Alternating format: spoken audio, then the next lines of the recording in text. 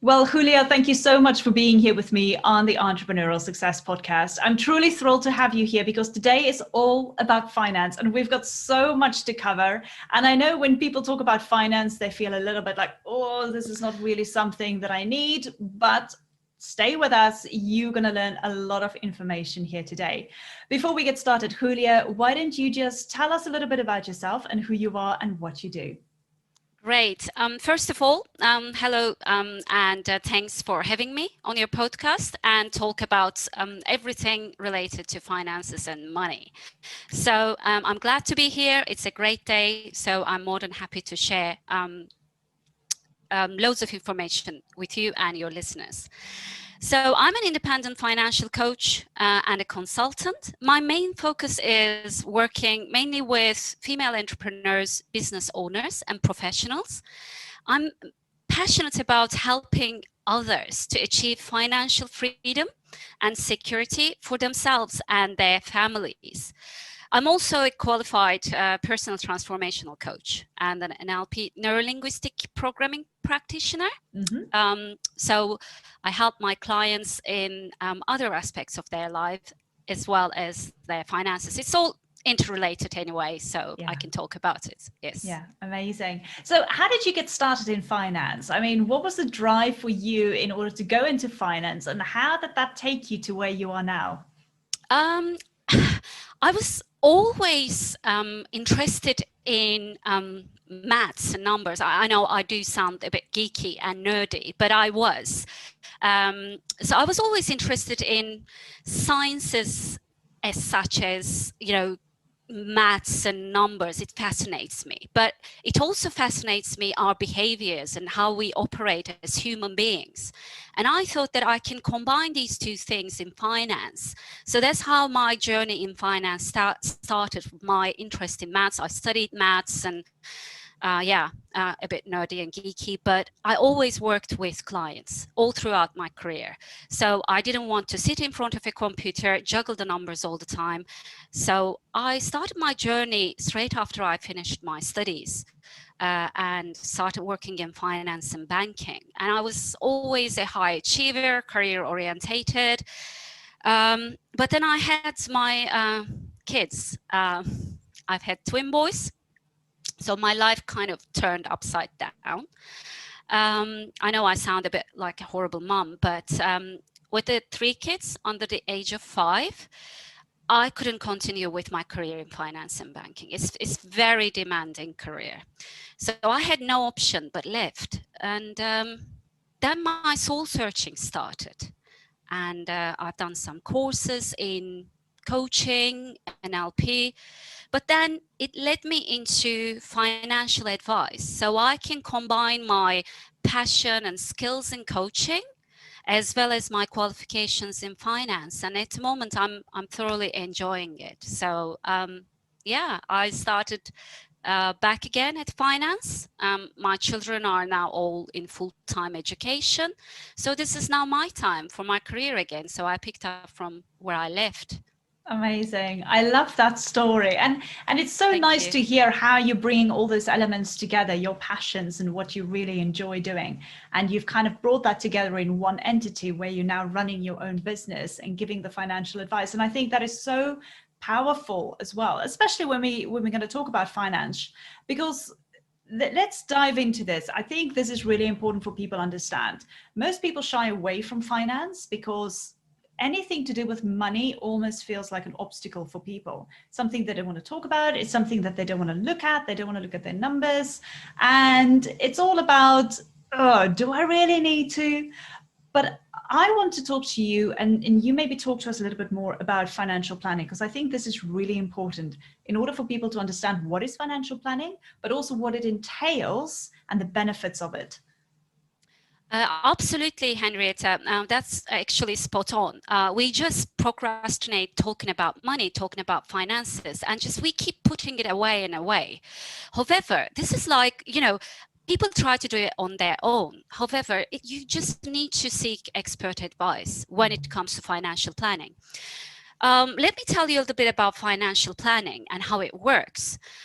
People sometimes think, what does a financial advisor do? They think that we're accountants, they think we're investment advisors, but it's a little bit more than that. So we have got this whole holistic approach to all aspects of your personal finances and your business finances. So it's not only your savings and investments, it's not only your retirement, it's everything. It's your protection policies, your mortgages, and your goals and aspirations. So it's a process, financial planning, that we take our clients. It entails 5, 6 different steps. So I try to explain this to my clients as if like you're going to a GP and you don't expect the GP to prescribe a medicine and make a diagnosis on the spot. The GP is going to ask you questions, send you some tests, and then you come back and you get your diagnosis and you get your prescription. Financial planning is similar. We ask a lot of questions. So that's the first step, fact find. So we need to understand where you are in terms of your finances. The second step is understanding your attitude to risk, because some people just want to go crazy with their money. Some people are very risk aware, and it's all fine. I will not recommend anyone to take how much risk. It all depends on how much risk you want to take. That's your money, that's your choice. So we assess your risk, attitude to risk, we call it. And then the other step that my coaching comes into play is establishing where you want to be. So coaching is taking you from where you are and where you want to be. So we establish your goals and aspirations. So what do you want to do with your life? You might have a lot of cash sitting somewhere, but if you want to just spend it on a holiday next year, which is fine. I will never say do not spend your money. You need to live your life the way you want to live. So we will just leave it there. However, if you want to build a pot for your pension, then I'll look into that as well. So the next step is we do put all these numbers into cash flow, but don't worry, the client doesn't need to know any of those things. That's my job as a financial advisor and a coach, and see if there's any shortfalls anywhere. And then I look into how we can fill these shortfalls. That's where my recommendations come into place. And now we put a plan to take you from where you are to where you want to be. The last step is we need to review. We can't just put a plan and leave it there. And yearly reviews take place. If your circumstances changes, you get married, you get divorced, or you just come into some sort of inheritance, then we review there and then as well. So that's the financial planning process that we take all our clients, and it's a holistic approach, and that's what I like about financial planning. Yeah, and I think it's so important as well, because we don't know everything.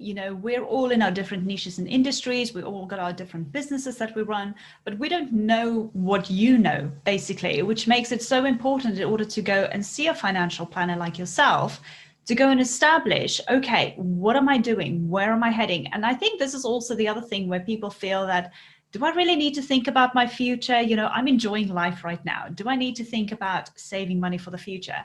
Do I need to think about pensions? Do I need to think about, 10, 20 years from now, whatever that number might be? And I think people kind of feel a little bit like, oh, I just don't want to do that.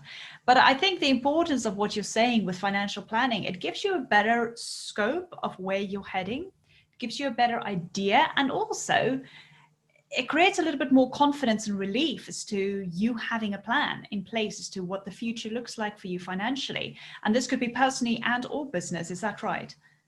Oh, totally. I think loads of business owners just concentrate and focus on investing in their business, which is fine, which is totally understandable.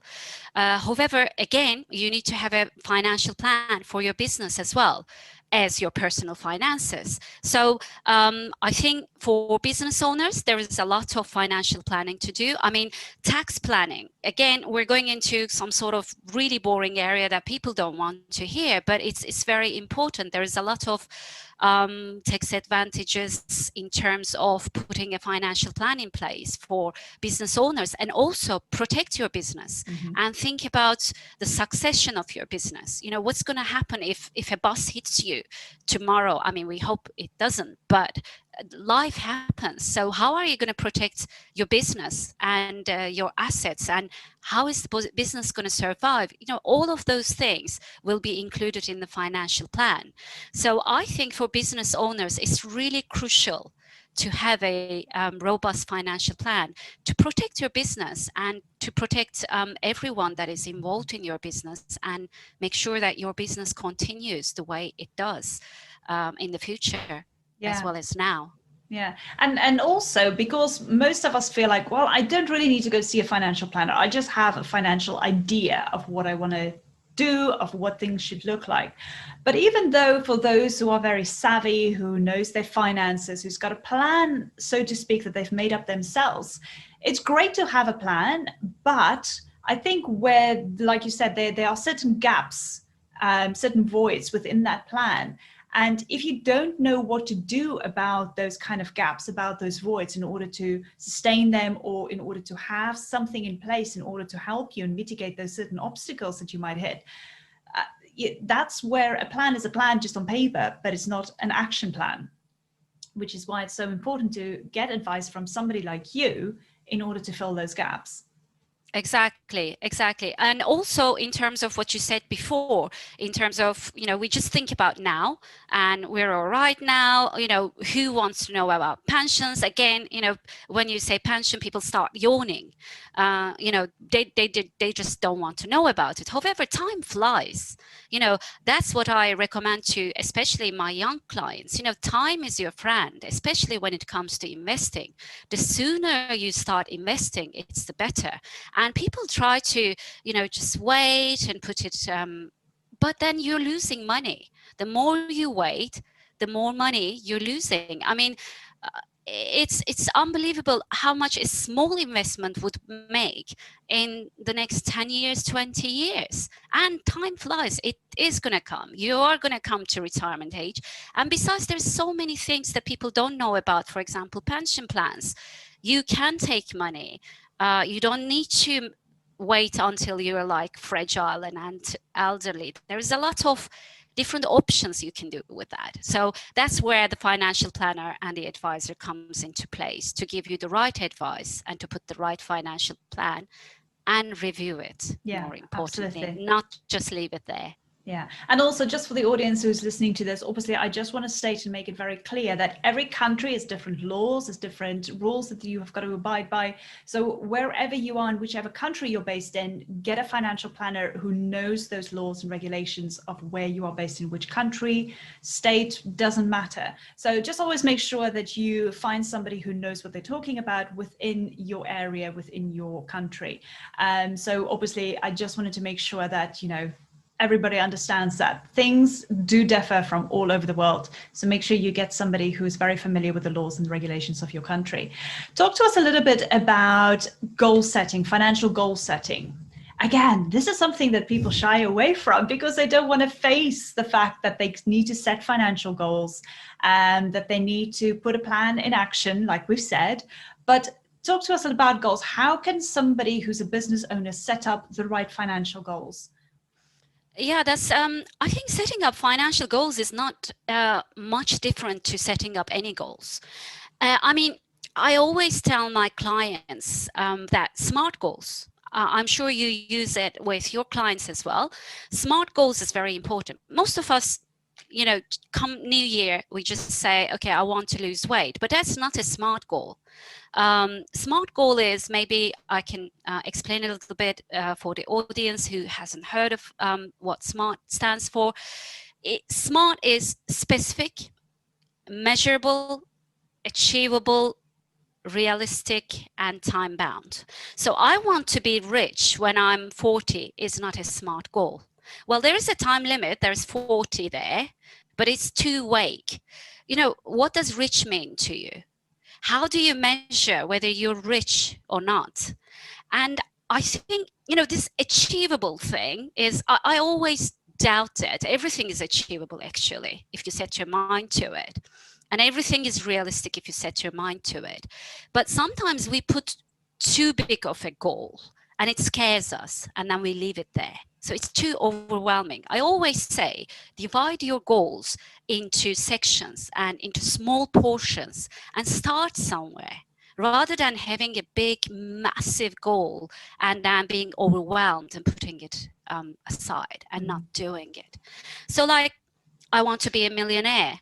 It's a great goal. Everyone can be a millionaire, but you're not going to be a millionaire starting from zero. So first, let's do your first 100K, and then let's do quarter, and then let's do 500,000. So I think small chunks is better. And I think accountability is very important, Henrietta. I think, you would agree with me in terms of, I'm sure your clients are asking you, why would I need a coach? Because everyone would do it on their own if it was easy. So you need an accountability partner, and a coach is great for that. So work with a coach, not only for your financial goals, but your overall goals. Reviewing. If you don't review your goals, okay, every year, come January, I'm going to lose weight, I'm going to be so fit. Come February, everybody forgets it. So how often you're going to review it? So what is your, we do that in our business, key performance indicators. So have your key performance indicators and measure your goals, see where you are, and don't be afraid to fail. I think if you try something and fail, you're still a step ahead of everyone who does not try at all. So I always say, try, fail, try again, and fail forward. Yeah, that's lovely. And what I like about your concept as well is when we talk about financial goals, most people have this figure in their mind that they want to work towards, but they don't break it down. And let's say, as an example, you say that in the next 12 months, you want to reach 100K within your business. Now, 100K sounds like a lot to a lot of people, and it is a lot to a lot of people. But if you kind of break that up into quarterly goals and then to monthly goals and then to weekly goals, it just makes it so much easier for you to kind of look at the numbers. And it feels, like we said, it's a lot more achievable rather than just saying, I want 100K in 12 months, which kind of feels like, okay, how am I going to get there? So having that goal and breaking it down and working backwards is the best way to do it. And using the SMART principle, like you've just explained, it just dissects it a little bit. It makes it more tangible. It's like you're kind of cutting up a piece of meat that you can take little chunks off and just eat it and chew on it and savor it, rather than stuffing your whole mouth with a piece of meat. So those kind of things. And I think it's just really important for everybody to understand this, is listening to it, that if you don't have financial goals, whether you're in business or whether it's personal, you need to have financial goals in place, because at the end, otherwise you're just going to be stagnant. You're just going to live every single day without having anything to look forward to. So financial goal setting is really important. And Hulya, back me up here if you think you want to add to it. But that's what life is about, having goals, having dreams, having desires, and working towards them. Otherwise, if you just keep dreaming about something, if you just keep dreaming about doing something amazing and you don't take any action on it, it's never going to become a reality. I totally agree with you, Henrietta. I always say to my clients, this is like, if you don't put any address to SatNav, where does the car take you? The car is going to take you somewhere, but it might not be the place that you want to go. So what you do, first of all, you put the address in your SatNav. So if you don't know what you're targeting, you're never going to hit the target. So you need to have financial goals. You need to know what your number is. We first, for example, we talk about when it comes to retirement planning. And it's the same as business, goals and financial goals in business. There are two magic numbers that we talk about. What's your financial independence figure?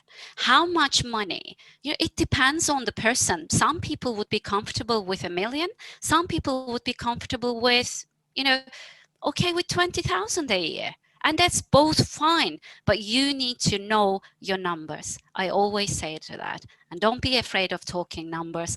Start talking about your numbers. and start saying it to yourself and make yourself familiar with your numbers. What's your magic numbers? What's your financial independence number? You know, what age do you want to be financially independent? So all of those things. Yeah.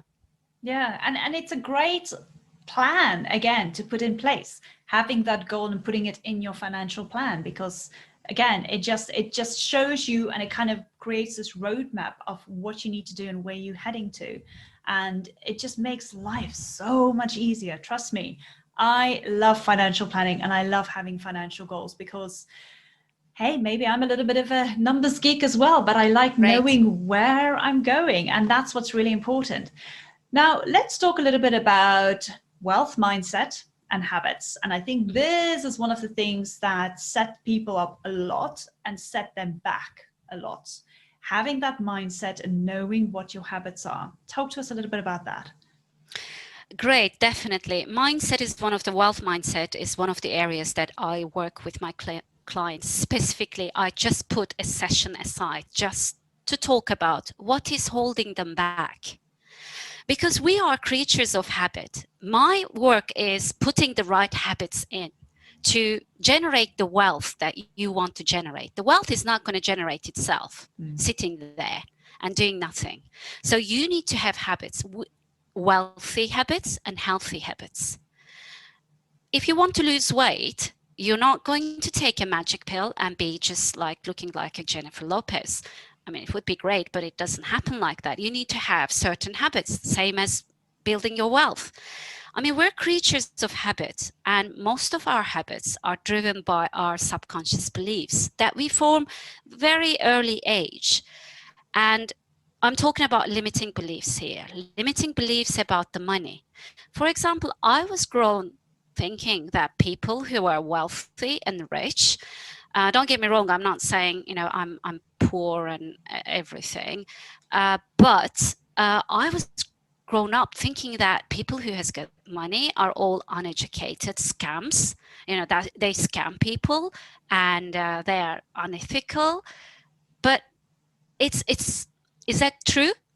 Not necessarily. There is so many entrepreneurs, there are so many business owners, there's so many professionals changing the world.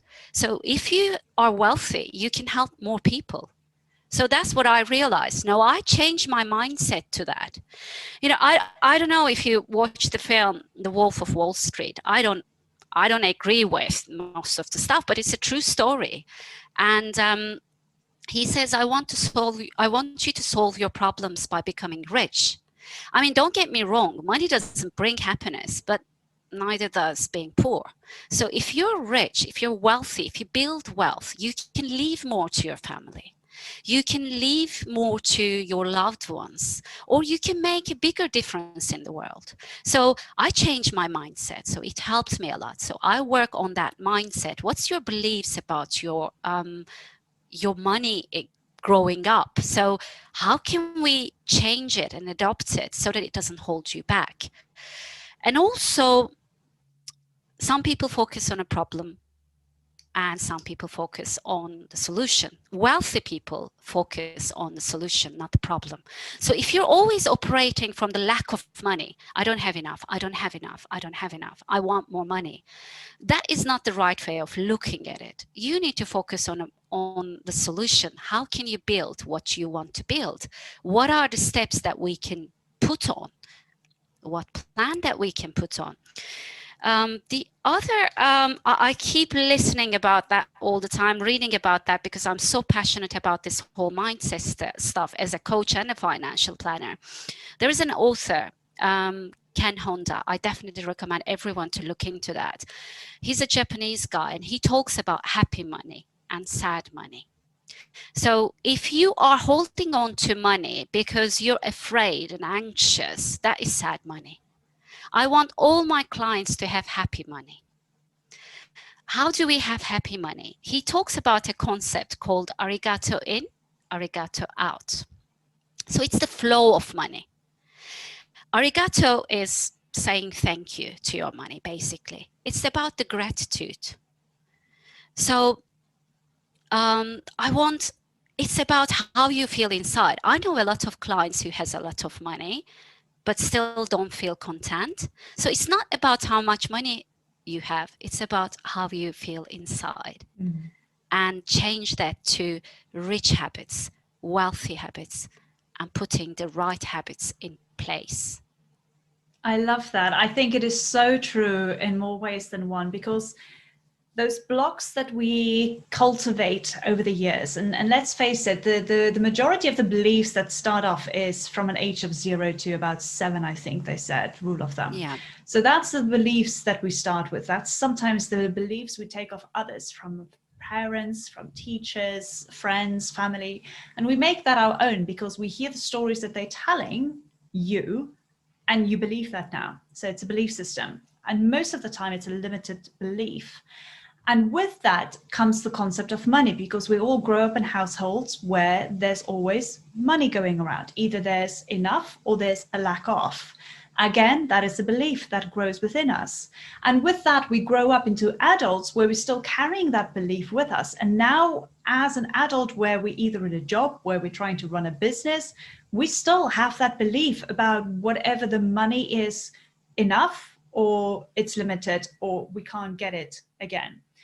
And I have been on a similar journey myself, where I had a limiting belief, but I've learned now how to change my mindset, how to break down that belief in order to let the flow of money come in and go.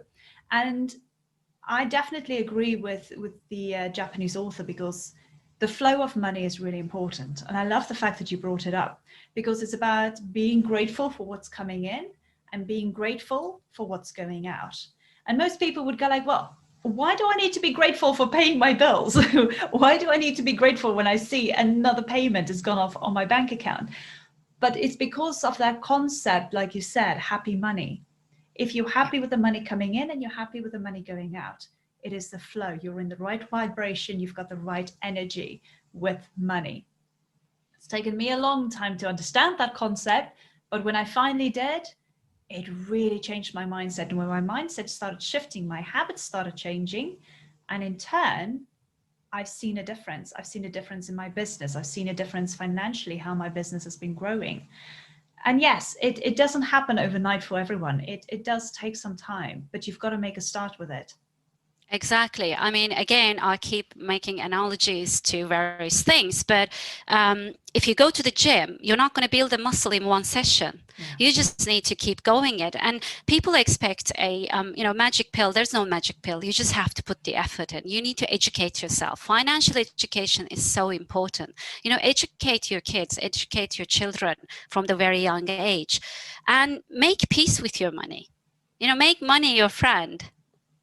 So definitely, I'm a big believer in changing the mindset, changing your beliefs is going to make a difference in your bottom line. We call it in business. Yeah, absolutely. And for those of you listening, if I can give you also a little bit of advice, when you think about money, always think as we're seeing the notes and the pennies and the coins and things. But if you think about money as a tool, change your mindset now, your mindset, as seeing money as a tool. It's a tool that you're getting to use in order to build something, to do something with. It's a tool that you're using, that you're giving in exchange for a service, in exchange for a product. And I think if you start changing your mindset a little bit, maybe seeing money as a tool that you can use within your life, within business, it starts opening up some more channels. It starts making you think a little bit differently. It starts making you think a little bit more of the flow of money. And yeah, it is just a different concept. At the end of the day, everything is energy. So money is an energy as well. Energy needs to flow, as you know. So let it flow. Be grateful for what you're receiving. Be grateful for what you're giving out. And I think that concept alone is really going to make you appreciate money more and start changing your mindset. And then with that, the habits of how you are using your money. Absolutely. Arigato in, arigato out. I love that. I'm going to say that from now on. Definitely, definitely. Oh my gosh, Hulya, thank you so much. This has been absolutely amazing. Just having this conversation. And I think it is a good conversation to have because a lot of people shy away from it. But I think for the audience now listening to this, realizing that it's a good conversation, it is something that needs to walk hand in hand. But Before we go, you've got a free financial health check for everybody listening. And I think for those of you who are shying away from having the conversation of finances, having the conversation with numbers, maybe this freebie is going to really help you. So Hulya, why don't you tell us a little bit about the checklist? Thank you very much. So I'm more than happy to offer this financial health check for any listeners, any business owners, and who are interested in putting their financial house in order. So full financial health check is a bit like an MOT for your car. You take your car to an MOT, you insure your car, but you don't look at your finances as often as you look after your car. So full financial health check entails where you are now in every aspect of your financials, and also look into your short-term goals, your long-term goals. We set up some goals, and now we see if there's any shortfalls, and I can make some recommendations in terms of how you can achieve your goals in your business and in your personal life. Amazing. And thank you so much for making that available. So for those of you who are interested, there's a link below in my show notes. Go and click on it. Get in contact with Hulya. If you have any more questions, I'll also make sure that her other contact details are there, so you can obviously get in touch with her.